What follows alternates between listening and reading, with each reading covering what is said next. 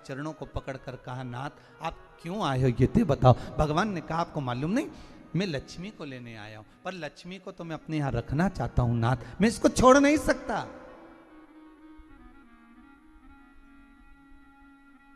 मैं लक्ष्मी जी को छोड़ नहीं सकता, मैं इनको लेकर जाऊं। किसान रोने लगा। तब भगवान नारायण ने धनतेरस की पूजन का महत्व समझाया। तब भगवान ने धनतेरस की पूजन का महत्व समझाया। सुनो किसान, मृत्यु लोक में रहने वाला मानव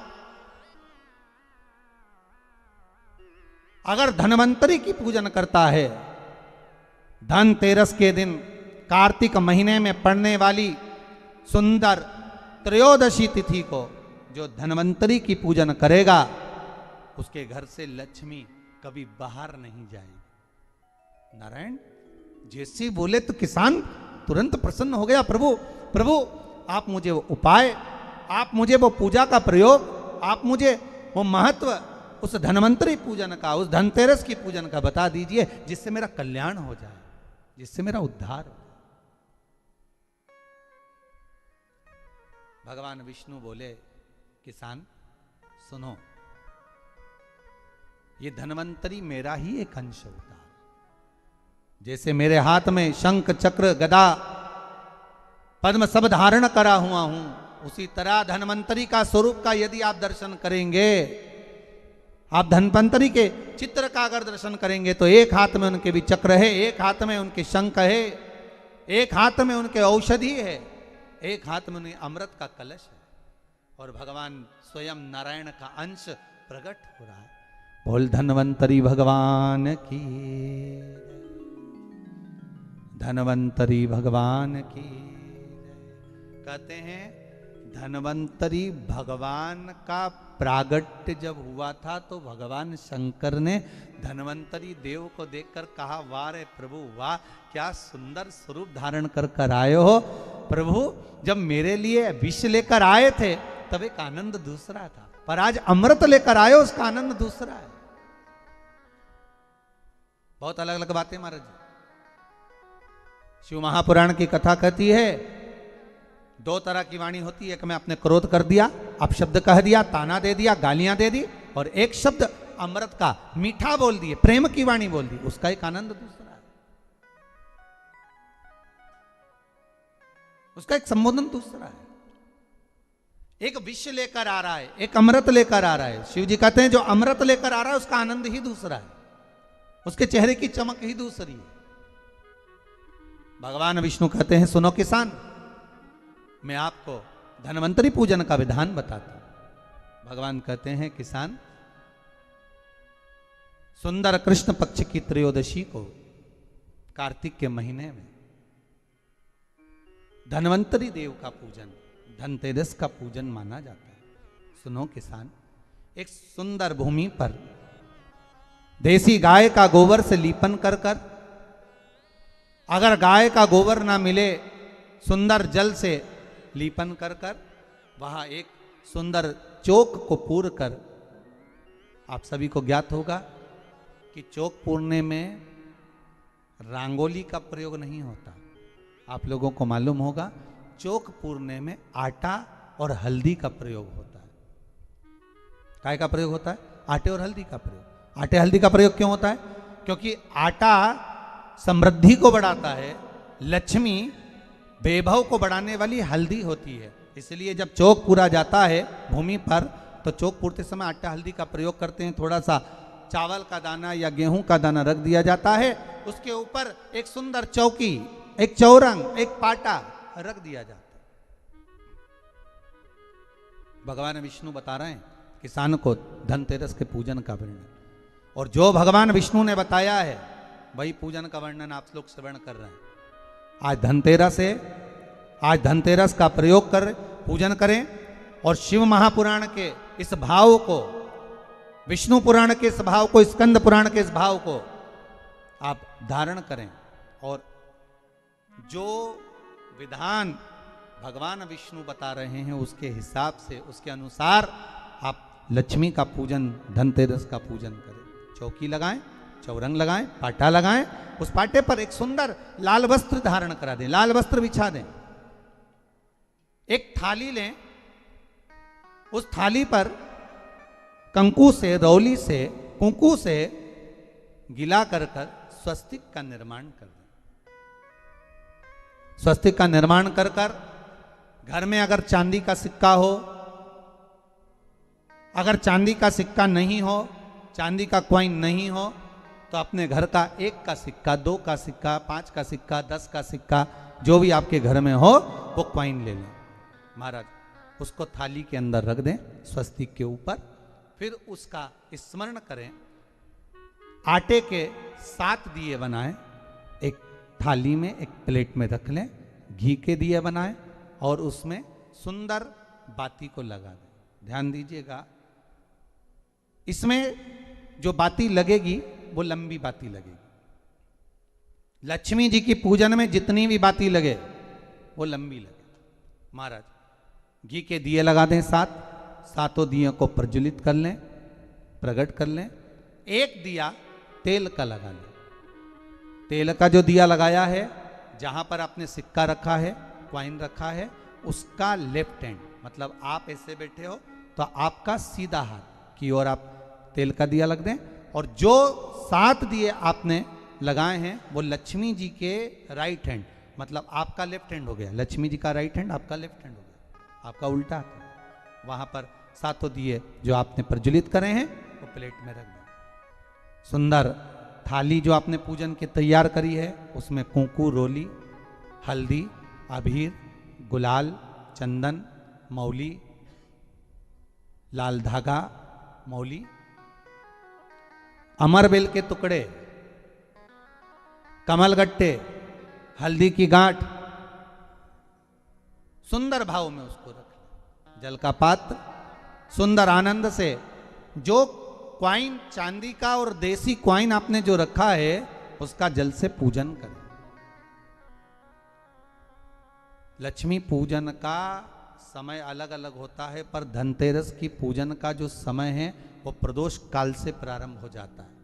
कब से प्रारंभ हो जाता है? प्रदोष, क्योंकि शिव के द्वारा निर्मित है लक्ष्मी पूजन का भाव। महाराज क्वाइन का पूजन करें, कंकु आदि से पूजन करने के बाद दोनों सिक्कों को उठा लें। दोनों क्वाइन, जो चांदी का सिक्का है और जो देसी क्वाइन है, उसको उठाकर उस पर जो कलेवा है, मौली है, नाड़ा है, लच्छा है, उसको लपेटना प्रारंभ कर दें और उसको लपेटें। पहले चांदी का सिक्का लपेट दे, फिर देसी सिक्का जो आपने रखा है, 1, 2, 5, 10 का जो सिक्का रखा है उसको लपेट, थाली में उसको रख लें। फिर वापस उस पर जल का छींटा देकर उसका पूजन करें।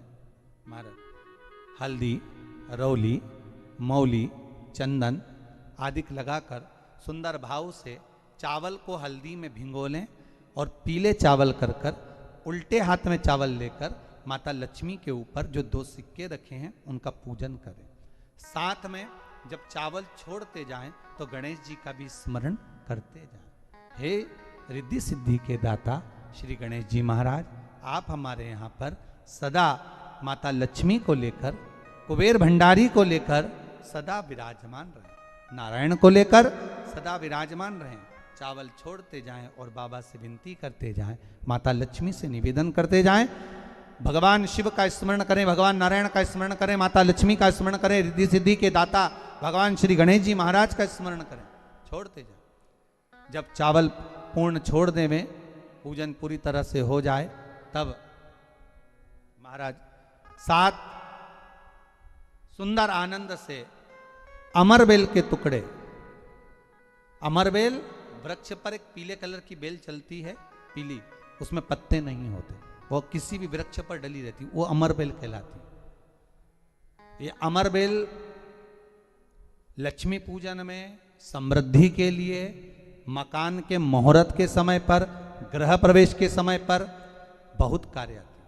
महाराज ये अमरबेल को पानी की जरूरत भी नहीं पड़ती, आप रूप किसी वृक्ष पर डाल दी जाए वो अपने आप फलती चली जाती है। उसी तरह हमारे यहाँ भी हम भगवान से यही प्रार्थना करते हैं, जैसे अमरबेल बिना पानी पड़े भी किसी भी वृक्ष पर डाल दी जाए पनपती जाती है, बढ़ती चली जाती है, ऐसे हमारे घर में बेभव लक्ष्मी बढ़ती जाए। अमरबेल के 7 टुकड़े, कमलगट्टे 7, हल्दी की गठान 7 माता लक्ष्मी को समर्पित कर दें। दोनों हाथों में हल्दी पिसी हुई लीजिए और माता लक्ष्मी के ऊपर उसे चढ़ाना प्रारंभ कर दीजिए। 7 बार पिसी हुई हल्दी वो सिक्कों पर चढ़ा दें, अपनी मनोकामना कर कर अपने घर में माता लक्ष्मी को विराजमान करने के लिए। जब हल्दी पूर्ण चढ़ जाए, हाथ में कुंकू ले लीजिए, रोली ले लीजिए, उस रोली कुंकू को भी माता लक्ष्मी को समर्पित करिए। तब इसके पश्चात सुंदर जो भी घर में मिष्ठान हो, मीठा हो, नहीं हो शक्कर हो, गुड़ हो, मिश्री हो, जो भी आपके पास में हो, खड़ी शक्कर हो, वो भगवान को माता लक्ष्मी को भोग रख दीजिए। अगर कुछ मीठा बना हो तो मीठा रख दीजिए। महाराज घर में संपूर्ण पूजन कर कर आपके घर में जो देवालय में भगवान बैठे हैं उनका भी पूजन करिए। पूजन करने के पश्चात आप माता लक्ष्मी से निवेदन करिए, हे माँ आप हमारे यहाँ सदा विराजमान हो। महाराज ये जो पूजन है भगवान विष्णु जो बता रहे हैं किसान को, ये 5 दिन की पूजन है पूरी। आज कौन से दिन का पूजन बता रहे हैं? पहले दिन का। आज धनतेरस से रूप चौदस, अमावस्या, एकम और दूज, ये 5 दिन तक दीपावली का पर्व मनाया जाता है, दीप महोत्सव मनाया जाता है। पूजन करने के बाद जो 7 दिए आपने प्लेट में रखे हैं, थाली में रखे हैं पूजन के लिए, घी के उन 7 दियों से माता लक्ष्मी की आरती उतारिए।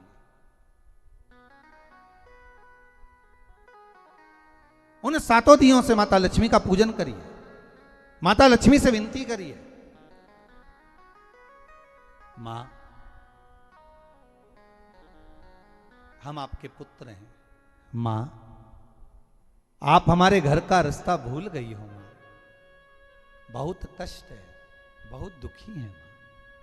पर भगवान शिव पर विश्वास कर कर, कुबेर भंडारी पर, कुबेरेश्वर महादेव पर विश्वास कर कर, भगवान नारायण के सुंदर प्रसंगों पर विश्वास कर कर, मां भगवान शंकर का अनुमोदन कर कर, हे मां आप हमारे घर में विराजमान हो, मां आप हमारे मार्ग को, हमारे घर को, हमारे घर के रास्ते को, हमारे घर के द्वार को आप भूल गई हो मां। हे बेबहू लक्ष्मी, हे धन लक्ष्मी, हे संतान लक्ष्मी, हे मां लक्ष्मी, हे धान्य लक्ष्मी, आप हमारे घर में विराजमान हो। 7 दीप जो प्रज्वलित करे हैं उससे माता की आरती उतारिए। फिर माता को झोली पसार कर प्रणाम कर कर भूमि पर नमन करो। जब झोली पसार कर प्रणाम करें, झोली को अपनी ओर गिरा लें और माता को नमन कर कर जो 7 दिए आपने लगाए हैं, उन 7 दिए को अलग अलग स्थान पर ले जाकर, जैसे घर के हॉल में, एक रसोई घर में, एक जहां पर आप लक्ष्मी रखते हो उस स्थान पर, एक घर के द्वार के पास में, एक तुलसी के क्यारे के पास में,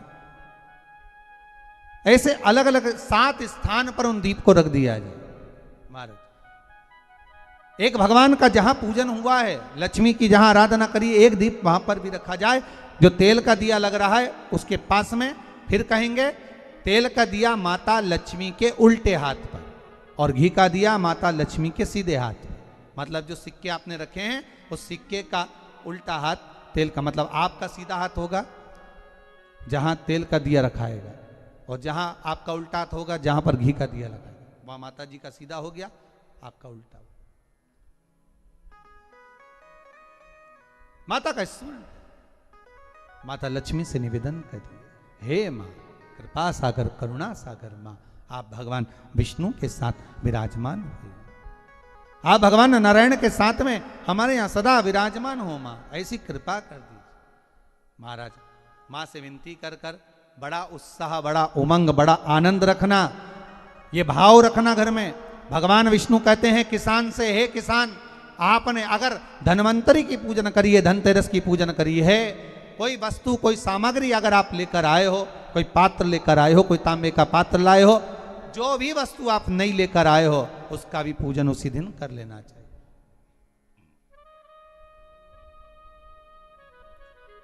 उसका भी पूजन कर लेना चाहिए। बड़ा भाव रखकर भगवान विष्णु ने किसान को बताया। बड़ा बाबू। किसान सुनकर बड़ा प्रसन्न हुआ। नारायण प्रभु, क्या मां फिर मेरे घर में रहेगी? भगवान कहते हैं, सुनो किसान, ये लक्ष्मी, अगर आप धनवंतरी का पूजन करते हो, धनतेरस का पूजन सुंदर कार्तिक के महीने की कृष्ण पक्ष की त्रयोदशी को अगर आप कर रहे हो, तो ये लक्ष्मी भले मेरे साथ बैकुंठ में जाकर रहे, पर लक्ष्मी का एक अंश तुम्हारे घर से कभी नहीं जाएगा, वो सदा विराजमान रहेगा। ऐसी है मां धन्वंतरी की पूजन।